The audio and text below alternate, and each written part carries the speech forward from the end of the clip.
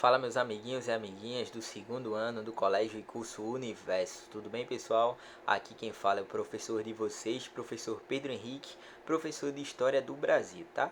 E aqui, pessoal, vai mais uma aula nossa no canal da escola, tá? Mais uma aula que traz vários aspectos dentro da mineração na América Portuguesa. Então essa aqui está sendo a parte 3 e garanto para vocês que é a última, tá? Para quem já está cansado aí desse assunto, na próxima aula a gente já traz outros conceitos, outra temática, tá?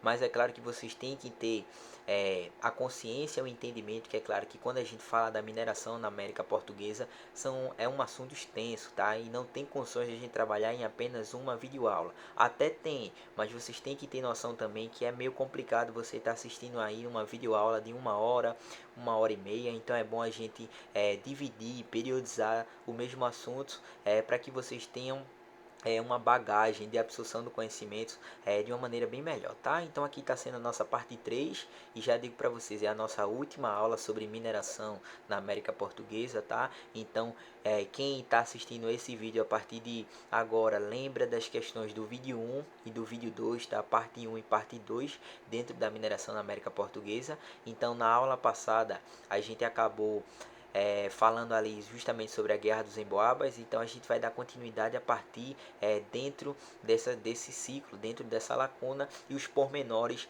dentro dessa América Portuguesa que estava já dentro dessa produção aurífera, tá? Então, pessoal, do segundo ano, pega o caderno, tá? Vai anotando aí as questões principais, as palavras-chave, assim como a gente faz no cotidiano de nossas aulas, tranquilo? Então vamos lá, hoje a aula tá curtinha, tá? É justamente ali o final, o fechamento do nosso tema, tá? Esse tema que é muito importante para a gente entender esse Brasil colonial e que deixa resquícios, principalmente em algumas cidades, principalmente em algumas ações nossas nos dias atuais, no nosso mundo, no nosso Brasil contemporâneo, tá? Então vamos lá, segundo ano, vamos começar. Ó, puxar aqui minha telinha. Pessoal, agora a gente vai trazer alguns dados específicos falando ali sobre a sociedade e economia nas Minas Gerais. Minas Gerais bastante efervescente nesse período ali por conta dos achados em relação ao ouro, tá? Então, o segundo tópico que eu trago para vocês aqui é a fundação de vilas e cidades. Então, é isso que a gente vai começar a discutir um pouco agora, tá? Então, ó, lembra que nas outras aulas, o que foi que a gente começou a trabalhar? A gente viu que a partir do descobrimento dessas minas de ouro, vários povos, a população em si, tanto português, tanto brasileiro, eles começaram a querer crescer dentro dessas Minas Gerais. Então saiu gente do Nordeste, sai gente lá do Sul, sai lá gente do próprio Centro-Oeste, tá? Para poder enriquecer sua vida, tentando conquistar um pouco além do que viria a ser as grandes Minas Gerais. Então é claro que em torno daquele estado, daquela região que não é estado, claro, naquele período, mas tem uma efervescência muito grande de acordo com o quantitativo de gente, tá? Então é claro que a coroa nesse momento ela tenta consolidar, ela tenta organizar algumas coisas, tá? Então como eles viram que as coisas estavam crescendo, tendo uma dimensão muito grande, é claro que eles tinham que controlar um pouco disso, tá? Então algumas vilas elas foram sendo formadas, mas para antes dela ganhar o status de vila, tá? Um coletivo ali de algumas casas, é claro que tem que ter um documento oficial, tá? Para organizar aquilo, que é o que chama naquele período colonial de foral, tá? Que é justamente essa parte do primeiro tópico que eu coloquei ali para vocês, documento oficial da coroa, que é o foral, onde a coroa ela reconhece que aquela localidade ali futuramente ela pode ganhar o status de vila, tá? E qual é a diferença? A diferença é que quando se torna uma vila, a coroa ela reconhece que aquela região, que aquela territorialidade, que aquela coletividade, ela traz algum benefício para aquela região, por isso que ela ganha o status de vila, tá? Mas antes de ganhar o status de vila, ela ganha esse documento oficial da coroa, conhecido como foral, tá? Então as primeiras vilas eu também destaco aqui para vocês, pessoal. Ó, saca na data, tá? 1711, quando a gente está trabalhando ali o século XVIII, mas lembra que essa ascensão para as minas começou ali no século XVII, no finzinho do século XVII. Então as primeiras vilas, como eu destaco aqui em cima para vocês, a Vila Real de Nossa Senhora do Carmo, a atual Mariana, tá? Mariana essa muito conhecida por nós hoje em dia, tá? E Vila Rica, que já trabalhamos em outras aulas, tá? Que é justamente o atual Ouro Preto. É claro que existiam outras vilas, mas essas eram as principais, tá? Que era justamente que ganha um caráter colonial naquele período próprio de uma administração ali portuguesa, tá? E a gente vai ver que resquícios dessa cidade em relação à arquitetura, em relação a vários pontos e elementos principais coloniais existem até hoje, tá? Então por isso que hoje são consideradas aí patrimônio dentro da nossa história, tá? Então, ó, terceiro ponto, terceira setinha aqui embaixo, aqui, ó, aparato administrativo básico para se tornar uma cidade. Então estou falando de três pontos. Estou falando que quando tem uma coletividade ali, a coroa ela fornece ali o documento chamado foral. Tá? Esse foral ele vai futuramente ganhar o status de vila se começam as coisas prosperarem. Então a gente tem o foral e tem a vila, e essa funcionalidade da vila, tá? Esse aglomerado de vilas, ela pode se transformar numa cidade, tá? Que é justamente esse ponto que eu falei aqui para vocês. Mas para se tornar uma cidade, é como eu disse antes, tem que ter um aparato administrativo básico. Então, professor, o que é esse aparato administrativo básico? É uma cadeia, é um pelourinho, é uma igreja, tá? Então é toda uma câmara municipal.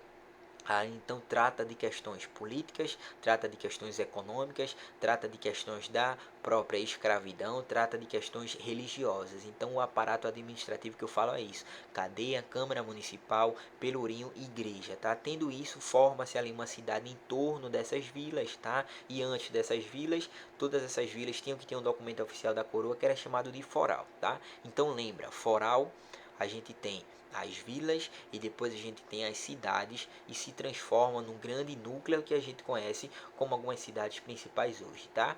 E por último, a setinha aqui de baixo trouxe para vocês a urbanização nas Minas Gerais. Então como se deu?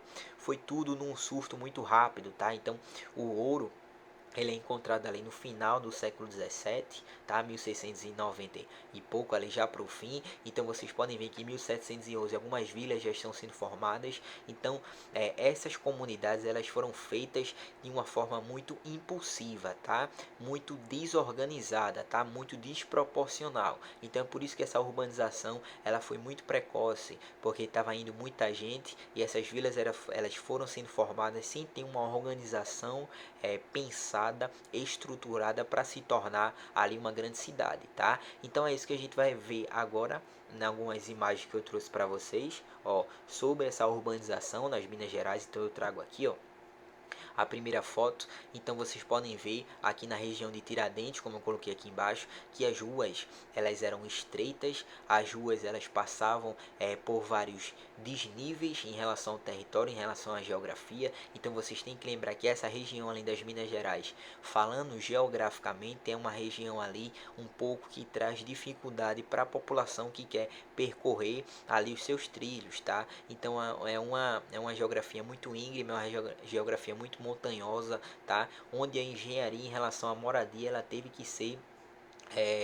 organizada de uma forma que todo mundo poderia fazer aquilo que desejava naquele período. Então as vilas elas foram sendo formadas de uma maneira desorganizada. Então vocês podem ver aqui que elas têm várias curvas, tá? Elas têm vários desníveis. Então lá em cima, vou destacar aqui para vocês, tem a igreja dentro daquele aparato administrativo, tá? Lembrando que eu estou falando aqui para vocês da região de Tiradentes. Isso aqui, é claro, é uma foto atual, mas vocês podem ver que em questões da arquitetura ela permanece ali com as questões coloniais, tá? Principalmente ali em relação ao seu piso. Tranquilo? E agora eu trago outras imagens para vocês.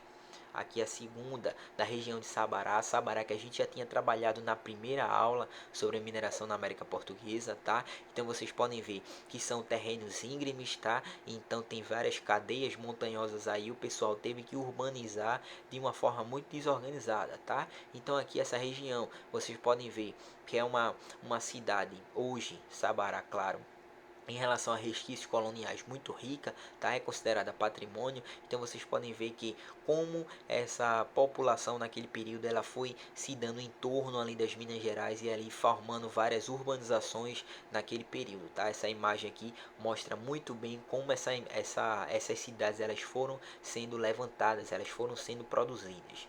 E por último, trago aqui para vocês a questão de Mariana, tá? Então vocês podem ver a questão dos níveis em relação também aos grandes casarões dessa época que permanece até hoje. Mais uma vez a gente traz ali o sinônimo da religião cristã aqui no Brasil em relação à igreja, tá? Então vocês podem ver as grandes montanhas lá na frente. Então foi uma cidade que ela de uma forma desorganizada, ela foi sendo construída a partir dessa grande ascensão de pessoas que passavam pelaquela localidade, tá? Então aqui eu trago as 3 fotos, aqui na região de Tiradentes, na região de Sabará, tá muito importante dentro desse período colonial, e a questão de Mariana atual, lembrando que ela era a vila, como eu destaquei para vocês aqui, ó, a Vila Real de Nossa Senhora do Carmo, tá? Que é justamente hoje a cidade bastante conhecida, tá? Como Mariana. Enfim, pessoal,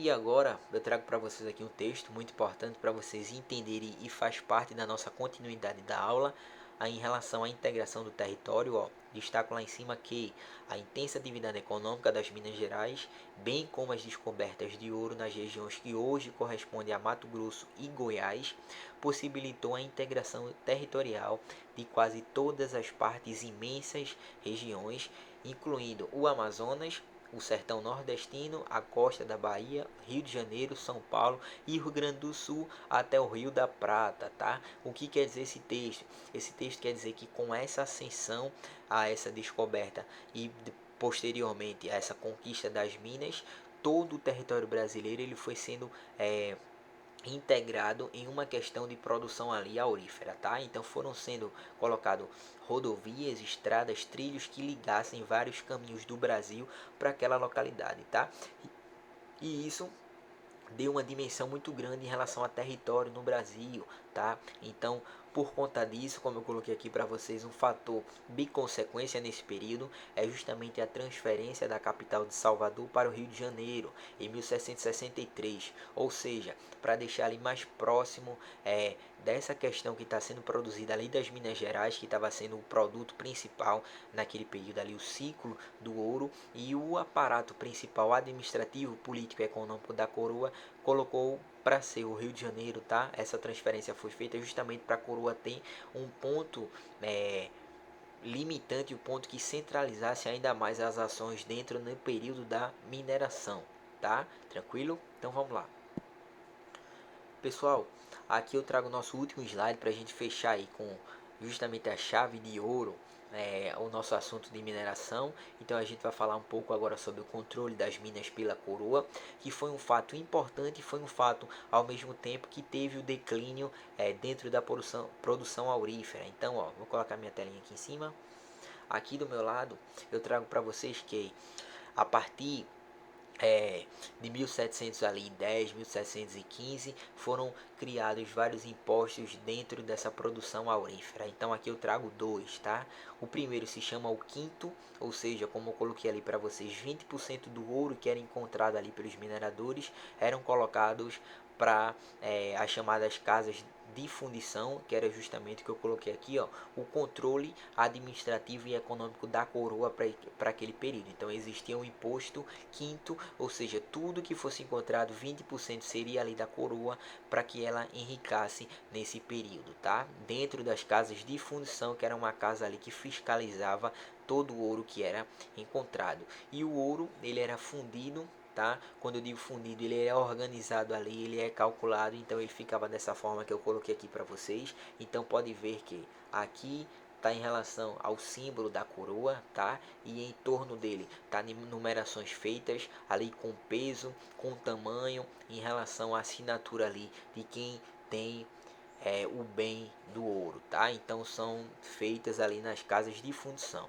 E por último eu falo ali da captação, ou seja, o conjunto dos bens do pessoal que era minerador ali poderia entrar dentro dessa conta. O pessoal que tinha uma propriedade, o pessoal ou até que era escravo poderia negociar ali sua alforria. Então eles tinham vários aspectos, vários elementos dentro desses bens que faziam a captação dentro do ouro de uma forma diferente. Então são esses dois São esses dois impostos principais dentro do controle da coroa feito dentro dessas minas, tá? Então eu trago aqui para vocês também, já na setinha de baixo, a descoberta de diamantes. Diamantes foram encontrados aqui também, por isso que chamou a região de Diamantina, tá? Justamente aquela chapa que existe ali dentro das Minas Gerais. Então foi encontrada ali em 1727, tá?